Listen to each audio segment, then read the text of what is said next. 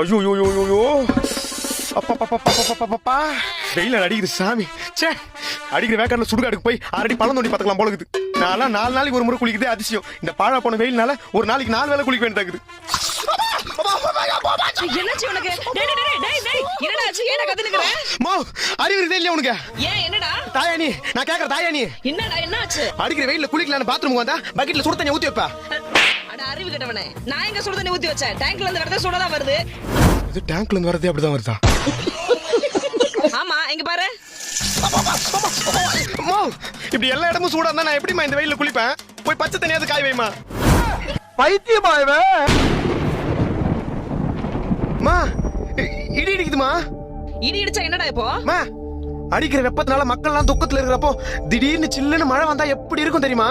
ஒரு தீயில சொல்லெடுத்து ஒளி போடுற கையெழுத்து அன்னொருவ வந்திருக்காடு.